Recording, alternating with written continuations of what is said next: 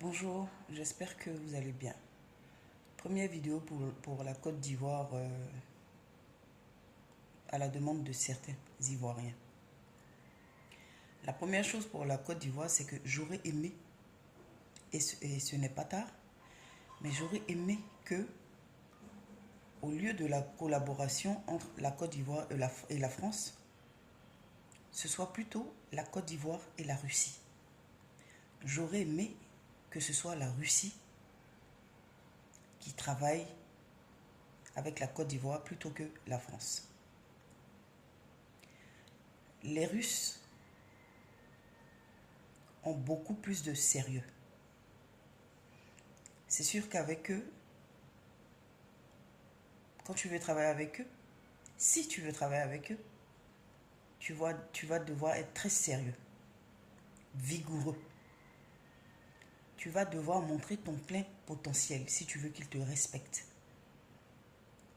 S'ils reconnaissent en toi que tu es là pour travailler et non pour te faire des amis, vous allez vous entendre et tout ce qu'ils te diront, ils le feront. Deuxièmement, avec les Russes,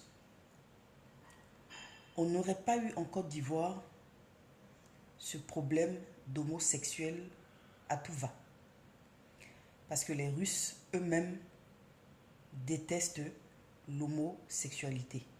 Parce qu'ils estiment que l'homosexualité détruit les valeurs familiales. Quand tu as un pays comme la France, surtout sous Macron, tout est amusement. En vérité, c'est avec Macron qu'on a vu qu'il y avait une autre race qui existait, les gilets jaunes. Ce jeune président a réussi à lui seul créer une nouvelle race, les gilets jaunes. Ce jeune président a réussi à choquer même son peuple par la mauvaise éducation qu'il prône et qu'il ose prôner même dans les écoles. Quand tu as des partenaires politiques comme la France, tu vas difficilement évoluer toi en tant qu'État ou toi en tant qu'individu. Pourquoi? Parce qu'ils vont te donner l'impression que vous êtes en amitié. Ils seront sérieux que quand ce sera un problème qui les touche. Mais si c'est un problème qui te touche toi, ils ne vont pas vraiment le prendre au sérieux. Donc, je ne suis pas favorable à l'amitié professionnelle entre la Côte d'Ivoire et la France. Ça, c'est la première chose. Je préfère largement que la Côte d'Ivoire travaille avec les Russes. Mais largement. Ensuite, concernant le président de la Côte d'Ivoire, sachez une chose. Concernant M. Alassane Ouattara, déjà je tiens à le féliciter pour la CAN. Il a démontré son savoir-faire, il a démontré son intelligence, parce que ce n'était pas quelque chose qu'il avait déjà organisé. Mais pourtant, il a fait d'une main de maître. Avec l'organisation réussie de la CAN, ça a été la fierté de toute l'Afrique. Donc, je tiens à le remercier pour ça. Ensuite, ce qu'il faut savoir par rapport à ce président et par rapport à sa succession. L'homme qui viendra s'asseoir sur le trône présidentiel ivoirien, si c'est un homme qui vient par exemple d'un autre parti politique,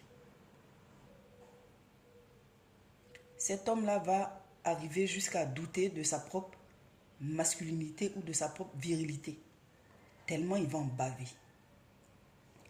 Parce que cet homme, Alassane Ouattara, c'est quand il ne sera plus là que la majorité des gens vont se rendre compte qu'il y a un homme qui est passé en Côte d'Ivoire. Et ceux que vous l'aimez ou que vous ne l'aimez pas, parce qu'il a travaillé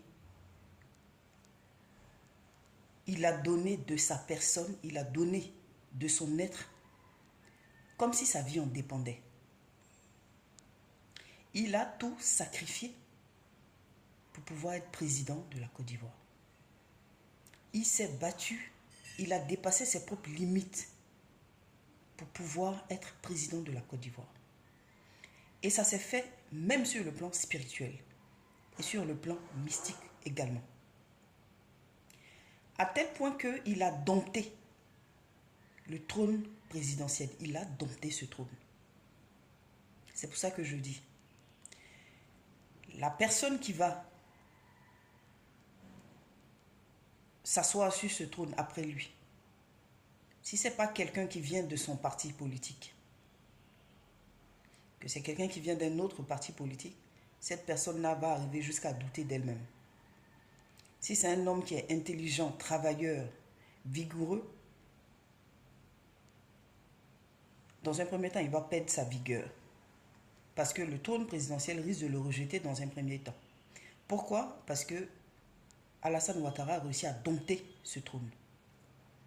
Ça lui a demandé beaucoup d'efforts et d'investissements personnels. Est-ce que vous comprenez? Est-ce que vous l'aimez ou que vous ne l'aimez pas? Et si la personne qui doit lui succéder est quelqu'un que lui-même a choisi, sachez encore une chose. Le trône présidentiel, c'est Alassane Ouattara qui l'a dompté. Et non le fils de Alassane Ouattara. Et non le frère de Alassane Ouattara. Et non le filleul de Alassane Ouattara. Non. Alassane Ouattara lui-même, lui seul. Donc, c'est lui seul qui a dompté ce trône. Donc, même s'il choisit quelqu'un, même cette personne va en baver avant que ce trône-là ne l'accepte.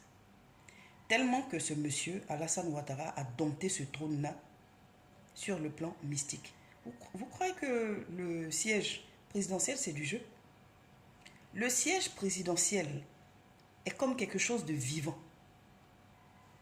C'est comme quelque chose qui vit. Ça va te rejeter. Ça va te rendre malade. Ça va te rendre fou. Ça va te faire perdre la face. Jusqu'à ce que tu réussisses à dompter ce fameux trône présidentiel. Donc même si c'est quelqu'un que Alassane Ouattara lui-même a choisi, qui vient s'asseoir à cette place, même cette personne va en baver. C'est pour ça que je dis, ce monsieur, c'est quand il ne sera plus là que vous allez vous rendre compte qu'il y a un homme qui est passé. Que vous l'aimez ou que vous ne l'aimez pas. Ça, c'est la première partie.